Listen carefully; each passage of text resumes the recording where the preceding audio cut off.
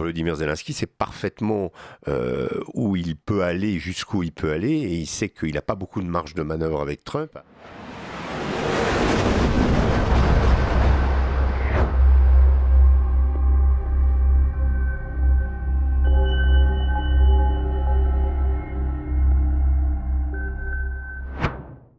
Et je cède la parole à Richard de Sèze pour cet entretien. Et moi-même, je vais la céder à Régis Le Sommier. Bonjour Régis. Bonjour Richard, voilà. Bonjour Liselotte. Voilà. Les choses avancent à toute allure. Voilà. On parlait hier du plan de paix. Entre-temps, ce que vous prédisiez depuis quelques mois a fini par arriver. Une grande ville ukrainienne est tombée, enfin une place forte en tout cas est tombée. Et surtout, Emmanuel Macron a parlé à Volodymyr Zelensky, ce qui est effectivement un développement diplomatique considérable.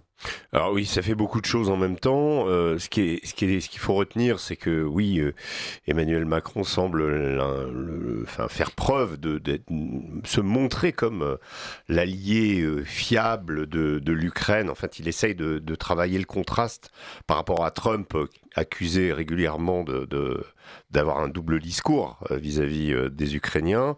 Et Macron veut apparaître comme le meilleur allié de Zelensky, le meilleur allié de l'Ukraine, celui qui, dans les moments difficiles, se tient aux côtés du président, l'invite à Paris, lui passe de la pommade. D'ailleurs, j'ai écouté la conférence de presse, j'étais assez surpris d'ailleurs, première remarque, quand Emmanuel Macron, je le cite, a dit, est-ce que, à propos du fameux scandale de corruption qui touche aujourd'hui le gouvernement ukrainien et les proches de Zelensky, il a dit, est-ce que notre rôle est de donner des leçons à l'Ukraine? Pas vraiment. Il a pu nous arriver d'avoir des scandales de ce type. Une démocratie doit s'honorer, de savoir les régler avec une justice indépendante. Alors tout à coup, je me suis dit, tiens, en France, il y aurait des politiques qui détourneraient de l'argent destiné aux soldats et à la défense du pays, ou toucheraient des pots de vin de quelques sous-traitants d'EDF. Parce que c'est ce qui s'est passé en Ukraine, c'est ce qui se passe. Alors, j'ignorais qu'on avait eu des scandales du même type. Je trouve que cette entreprise de blanchiment, on va dire, pardonnez-moi l'expression, de la part de Macron, on va dire, du président ukrainien, qui a quand même laissé se développer ces choses qui sont caractérisées, qui sont avérées par les agences anticorruption, et d'ailleurs dont on ne connaît pas l'étendue encore. Il se pourrait qu'elle touche un pays comme l'Estonie, et en particulier notre diplomate en chef en Europe et son mari, Kaja Kallas. Bref, ça c'est de l'hypothèse. Mais en tout cas, le scandale est avéré. Emmanuel Macron, bah oui, lui, il voit un scandale ressemblant à des scandales dans notre pays. Bon, peut-être, soit. Mais il veut apparaître effectivement comme... parce que c'est une partition qui me semble être la seule à pouvoir jouer aujourd'hui. C'est-à-dire qu'on sent bien que dans tous les domaines, tout est bloqué, qu'il n'arrive pas à faire entendre la voix de la France auprès de l'Algérie, par exemple, où on sous-traite la libération d'un de nos ressortissants à l'Allemagne, en fait, Boualem Sansal. Et dans tous les autres chapitres, que ce soit en Afrique ou ailleurs, la France a reculé de façon presque totale. Et on a l'impression que s'accrocher comme, on va dire, c'est presque comme une bouée de sauvetage politique à l'Ukraine, en brandissant des menaces, en nous expliquant par la voix de son chef d'état-major, qui était aussi son chef d'état-major privé avant, Fabien Mandon, il n'a pas sorti ces propos-là pour rien, prédisant un choc avec la Russie, demandant à la France de faire des efforts et d'accepter de perdre ses enfants. Bref, toute cette séquence est, à mon sens, la bouée de sauvetage principale d'Emmanuel Macron pour dire « j'existe ». Voilà. L'invitation de Volodymyr Zelensky à Paris n'est absolument pas décisive dans ce qui est en train de se passer en Ukraine. C'est pas en renouvelant la solidarité de la France, c'est possible de le faire, mais on n'est pas obligé de dire « attention, vous savez, j'existe, je suis là ». Donc j'invite Zelensky, qui évidemment vient nous voir aussi, mais il est allé voir aussi les Irlandais au passage. Mais il n'a pas fait que venir voir Emmanuel Macron. Mais en tout cas, on sent qu'il y a un gros enjeu qui est en train de se jouer en ce moment, à l'heure où, au moment où nous parlons, Steve Witkoff, Jared Kushner sont à Moscou pour rencontrer Vladimir Poutine peut-être une page va se tourner, ou en tout cas peut-être des avancées significatives vont arriver en Ukraine. Et nous, on a l'impression d'être un peu décalés derrière, à courir après des négociations dans lesquelles nous ne faisons pas partie, dans lesquelles les Européens ne font pas partie non plus. Ils seront appelés à la fin quand s'agira de faire un chèque. Et voilà, c'est ça la réalité d'aujourd'hui. Et on le comprend assez délicat et douloureux à admettre quand on sait qu'à l'époque de Biden, eh bien, on avait l'impression que c'était les maîtres du monde. Alors justement, Volodymyr Zelensky a affirmé s'attendre à une discussion avec le président des États-Unis sur des questions clés. Voilà, donc il a bien sûr serré la main d'Emmanuel Macron, mais il attend que le président Trump l'appelle. Mais surtout, il attend que le président Trump l'appelle. Il a annoncé adhérer au plan Trump. Hein. Il l'a dit la semaine dernière. Il n'a pas dit le plan des Européens, il a dit le plan Trump. Volodymyr Zelensky sait parfaitement où il peut aller, jusqu'où il peut aller, et il sait qu'il n'a pas beaucoup de marge de manœuvre avec Trump, hein, et que si Trump impose ce qu'il appelle des questions clés, c'est évidemment en premier lieu deux problèmes principaux, enfin deux points d'achoppement des négociations, c'est-à-dire la question territoriale et d'un côté pour les Russes, la cession de territoire aux Russes, garantie, pas de facto mais de jure par le reste du monde, américain en tête, c'est-à-dire Crimée, Donbass globalement, plus les parties, les 2/3 de l'oblast de Zaporizhzhia et de celui de Kherson. Donc ça, c'est ce que demandent les Russes. Ça, c'est vraiment le nœud du problème pour les Ukrainiens, puisque constitutionnellement, ils ne peuvent pas céder de territoire. C'est inscrit et c'est gravé dans leur constitution. Donc là, il va falloir que quelque chose se passe. On ne va pas pouvoir continuer ad vitam comme ça. Et puis, de l'autre côté, ce qu'exige l'Ukraine, ce qu'il espère auprès des Américains, il faut faire attention, parce que on entend les Européens renouvellent toujours leurs promesses, comme Ursula von der Leyen, Emmanuel Macron, les déclarations sont toujours un peu les mêmes. On a l'impression que parfois, on regarde des tweets, on a l'impression de les avoir vus 20 fois, parce que c'est toujours les mêmes mots utilisés. Mais ce que recherche Volodymyr Zelensky et ce que recherchent les Ukrainiens, c'est de conserver les Américains avec eux, de faire en sorte que ces garanties de sécurité soient en premier lieu garantie par les Américains, et que, quelque part, on arrive à une forme d'article 5 bis, sans évidemment mentionner l'OTAN, puisque c'est le casus belli pour les Russes. Donc la difficulté est là, à ce que ces garanties de sécurité n'apparaissent pas pour les Russes comme une adhésion déguisée à l'OTAN, qui finalement leur dirait non, on ne signe pas, on continue la guerre. Vous venez de citer la perte de Pokrovsk officielle depuis ce matin, et elle était annoncée dans la nuit. L'armée ukrainienne continuait de se battre dans les dernières rues au nord-ouest de la ville. Pour quelle raison? Pour dire non, les Russes n'ont pas Pokrovsk.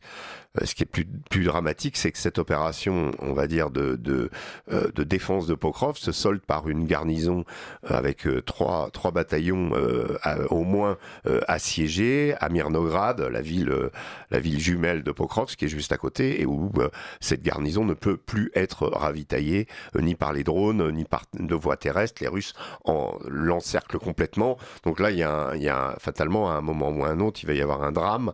Soit ça va être l'anéantissement, soit ça va être comme à Mariupol avec Azovstal, la reddition des troupes, avec évidemment des Russes qui vont mettre en scène tout ça. Il y a la ville de Kupiansk aussi qui probablement va tomber. Donc toutes ces nouvelles-là, effectivement, on peut toujours dire oui, les Russes n'avancent pas, etc. Mais on est dans l'attrition pure.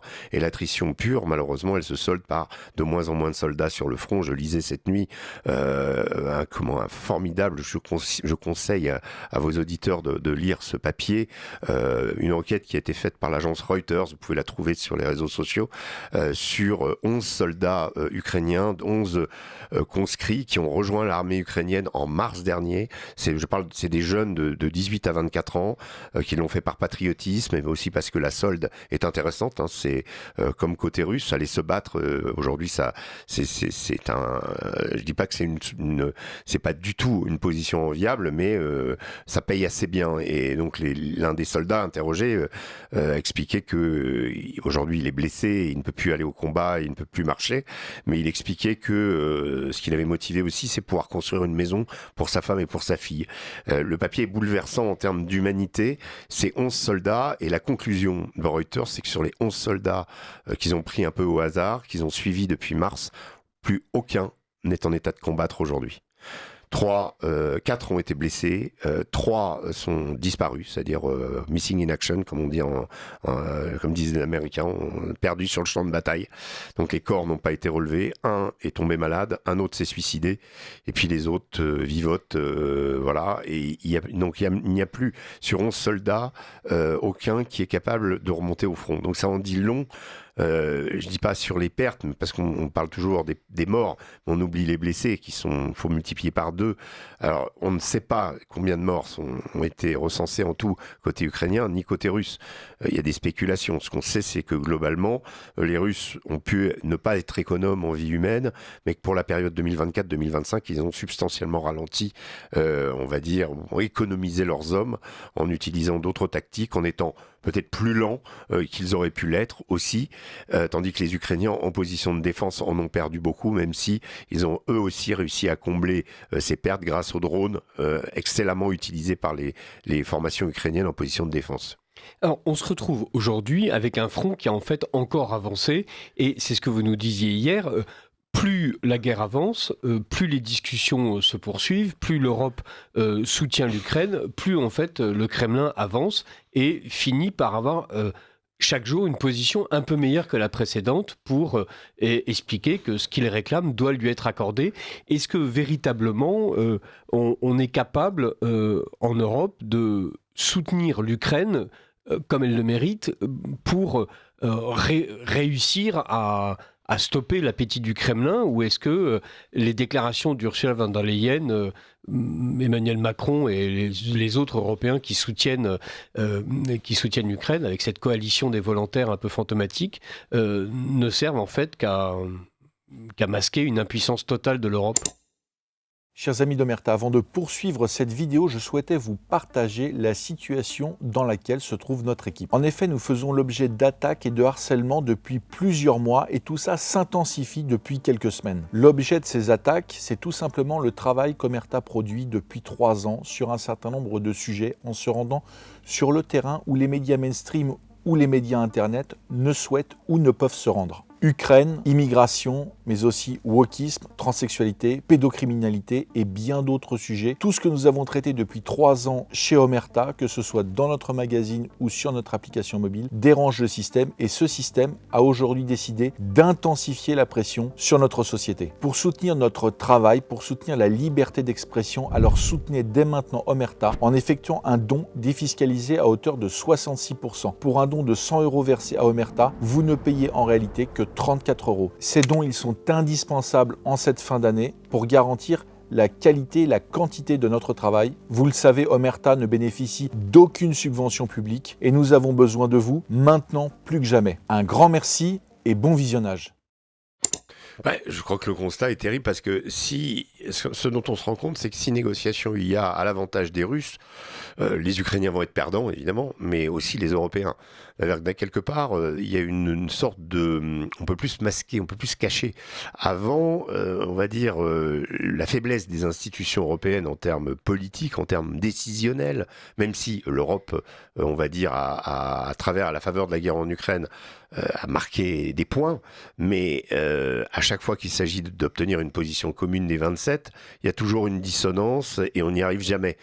Ça a été exploré à plein de moments, notamment, vous évoquez la coalition des volontaires qui recoupe, je crois, 22 nations, mais toutes les nations européennes ne sont pas là. Certaines ont dit catégoriquement, je prends à dessein des exemples. La Croatie, par exemple, a dit qu'elle n'enverrait jamais de troupes en Ukraine, par exemple. Voilà, c'est clair. On sait que l'Italie ne veut pas le faire non plus. Pourtant, l'Italie soutient plutôt assez significativement et depuis longtemps l'Ukraine.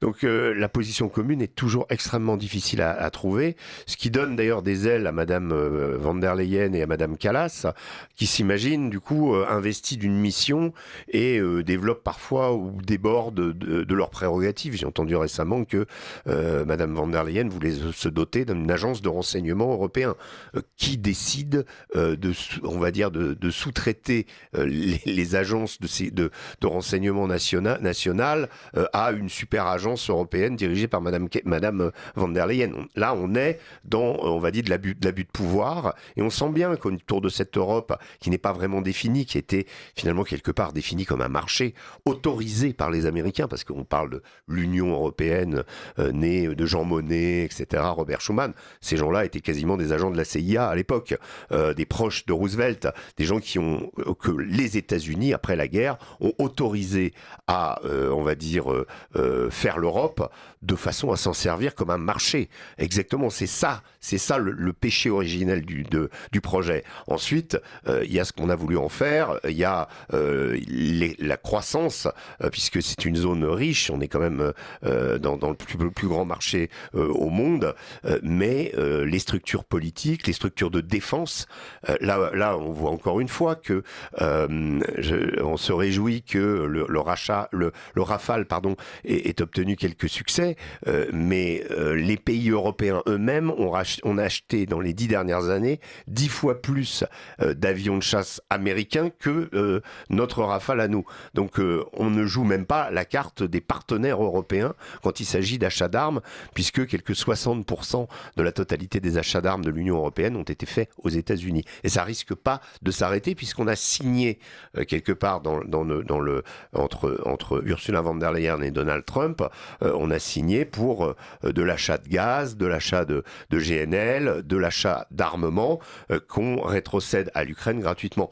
Voilà la situation dans laquelle on est pieds et poings liés et on n'arrive pas à exister. Et à mesure qu'on arrive vers la table des négociations où on n'est pas sur la table de négociation. Regardez. Je vous coupe. Jean-Noël Barrot a expliqué qu'il y avait un préalable à toute négociation, c'était un cessez-le-feu. Mais, alors il dit ça, et en parallèle, le négociateur ukrainien, qui a l'air de ne pas considérer que ce que dit Jean-Noël Barrot est important, et pourtant on est très étonné, tout le monde sait le poids de la parole de Jean-Noël Barrot, explique lui qu'il y a eu des progrès significatifs qui ont été faits sur le projet de plan américain lors des discussions menées en Floride. C'est-à-dire, vraiment, l'Union européenne fait du vent, et pendant ce temps-là, les Ukrainiens, qui sont quand même les principaux concernés, ont des délégations qui, elles, sont en train de réellement négocier. Mais je crois que oui. Et je crois que ce scandale de corruption, justement, vient pousser l'Ukraine à la négociation. Et pousser l'Ukraine à la négociation américaine.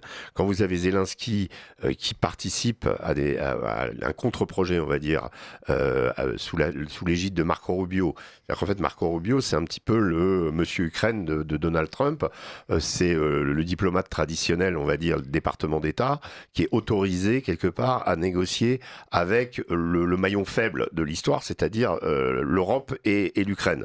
Donc il va, histoire de mettre un peu de pommade et de faire avaler la pilule amère, mais quand il s'agit de la vraie négociation, on n'est plus du tout avec des diplomates, on est avec Steve Witkoff et Jared Kushner qui sont en premier lieu, qui sont aujourd'hui à Moscou et qui eux vont aller directement négocier avec Vladimir Poutine. Donc là, il y a une sorte de hiérarchisation, on va dire, de la négociation qui s'est faite, mais quand vous avez Volodymyr Zelensky qui est accueilli à Genève, qui négocie avec Rubio, qui négocie avec les Européens, une sorte de contre-plan de 19 points par rapport au plan de 28 points fabriqué par Kirill Dmitriev et Steve Witkoff et présenté par les Américains, eh bien, vous avez Volodymyr Zelensky qui dit « j'adhère au plan Trump ». Il ne dit pas « j'adhère au plan européen ». Il sait très bien qu'aujourd'hui, il n'est plus en mesure, avec ce scandale, de peser, en tout cas... alors, il y a son avenir politique, il y a aussi faire avaler la pilule aux gens sur lesquels il a compté. Vous savez, c'est pas un hasard si récemment, Volodymyr Zelensky, lors de sa dernière tournée sur le front, a remis des médailles à un groupe en particulier. On l'a vu, ça a été publié par l'office de la présidence ukrainienne, qui s'appelle Azov. Il est allé dans la zone de Dobropila, là où il y avait eu la percée russe en août dernier, et il a remis des médailles à Azov qui a permis de contenir cette percée. Autant vous dire que quand vous regardez les photos, vous avez des symboles très étranges, et on comprend qu'Azov n'a pas complètement tourné la page de ses accointances avec le néonazisme, puisqu'il y a quand même de l'héraldique un peu suspecte autour, mais ça ne dérange pas Zelensky, qui remet des médailles à ses soldats à des fins. Pourquoi ? Parce qu'il sait très bien qu'aujourd'hui, le groupe dirigé par Andrei Biletsky est aujourd'hui la force montante dans l'armée ukrainienne. Un officier de renseignement français me disait récemment que l'armée ukrainienne, c'est pas l'armée ukrainienne a intégré Azov dans ses formations de combat, comme c'était au début de la guerre. C'est Azov est en train de prendre le contrôle de l'armée ukrainienne.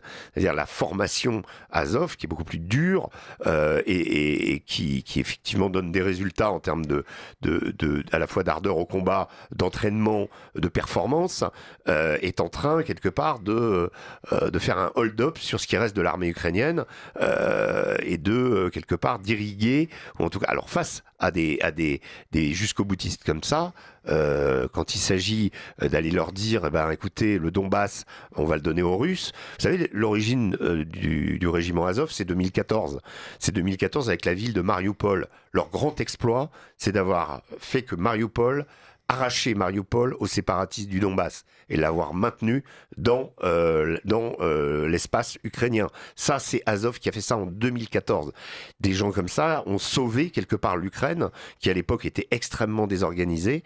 Ça a été des volontaires, ils sont allés au front. Ils s'appellent Azov parce que Mariupol, c'est un port sur la mer d'Azov. Et donc, faut prendre l'origine pour comprendre ce qui s'est passé. Et aujourd'hui, ces gens sont totalement en position de force. Il y a d'autres groupes, Pravi Sector, Haidar, il y a une myriade de groupes d'extrême droite qui ont rejoint l'armée ukrainienne et qui aujourd'hui, eux, ils sont. Moi, je dis, je serais pas étonné de voir des phénomènes qui ont pu se produire dans d'autres guerres, au cessez-le-feu déclaré injuste ou vécu comme injuste par une partie de la population.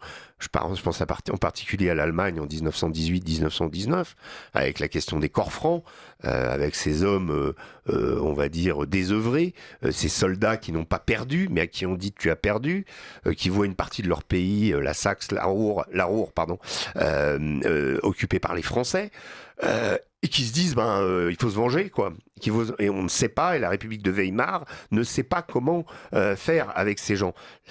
Là, en Ukraine, on risque de se retrouver avec des gens qui vont accuser Zelensky d'avoir capitulé, alors que l'Ukraine tient toujours le front. Bref, ça peut être des lendemains très douloureux si la négociation, on va dire, ne garantit pas à l'Ukraine au moins un minimum pour exister. Et le minimum pour exister, j'y viens, puisque j'ai parlé de la question des territoires, c'est la question des garanties de sécurité. Et garanties de sécurité, on va dire, qui ressemblent à une garantie solide, c'est-à-dire qui font en sorte que l'Ukraine ne soit plus jamais agressée par la Russie. C'est ça que demandent les Ukrainiens aujourd'hui. Et je pense que si Volodymyr Zelensky obtient de la part des Américains en premier lieu, les Européens, il sait qu'il peut compter sur eux, mais des Américains en premier lieu, on va dire un maintien d'une forme d'aide et une promesse de reprendre les armes si la Russie réattaque, à ce moment-là, il pourra peut-être justifier la perte de territoire qui, à mon sens, est de toute façon totalement inévitable. On se retrouve avec cette guerre un peu anachronique, où on est vraiment en train de revivre à la fois 39-45, 14-18, avec de guerre de tranchées, nombreux morts des deux côtés, et en même temps, un changement de paradigme avec la Russie et les États-Unis qui ont décidé qu'il était plus important de commercer que de faire la guerre.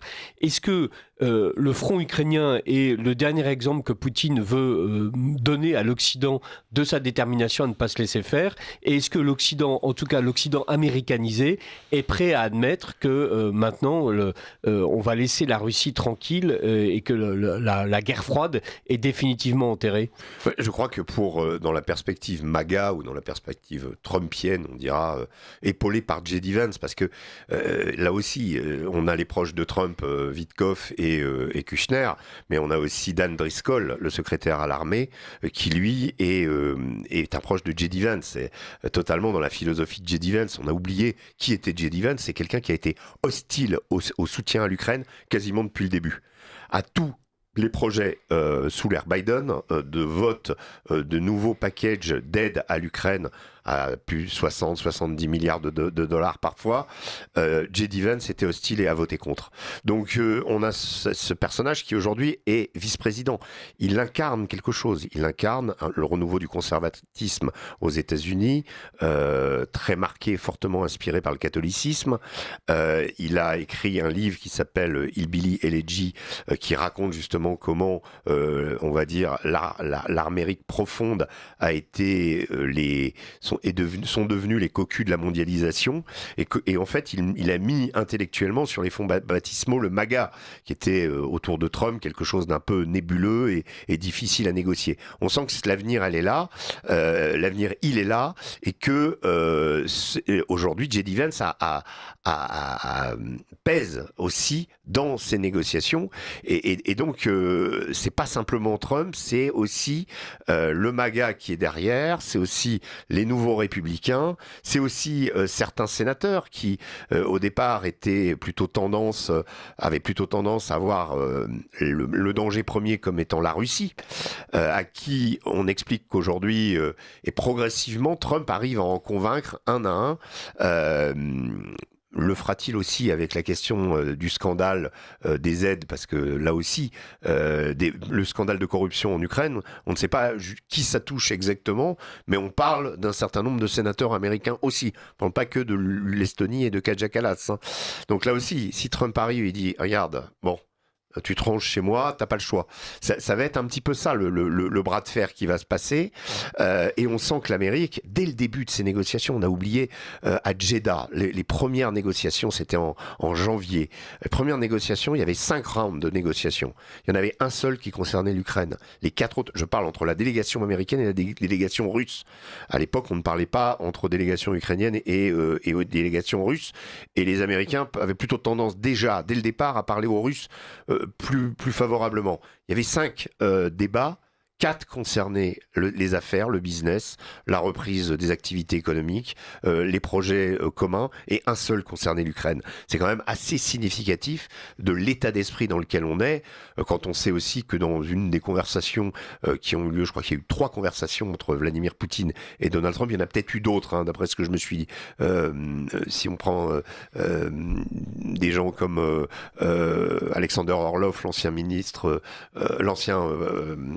ambassadeur de Russie en France, qui m'expliquait qu'il y a parfois plus de conversations entre Trump et Poutine qu'on l'imagine.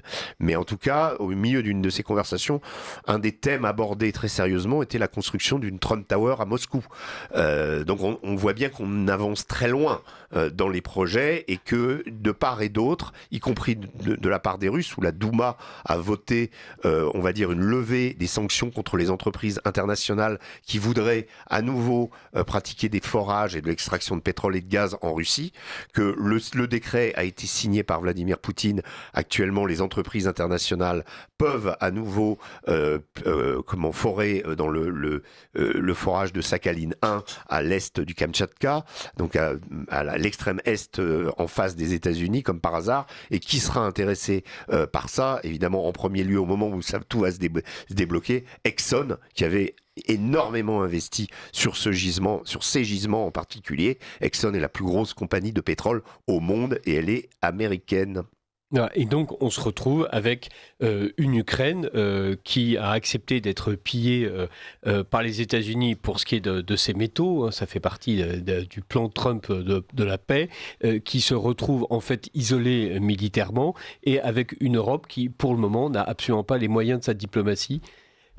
Merci beaucoup. Juste un dernier sur l'histoire des métaux. Ce qu'on sait, c'est qu'actuellement, les Russes ont grignoté aussi pas mal de gisements, notamment le principal gisement de lithium à Shevchenko. C'est un village qui est passé côté russe depuis les avancées russes dans le Donbass. Donc une partie des métaux rares se trouve aujourd'hui du côté russe. On comprend à quel point les Américains ont envie de conclure rapidement l'affaire. Voilà. Merci beaucoup, Régis Le Sommier. Merci beaucoup.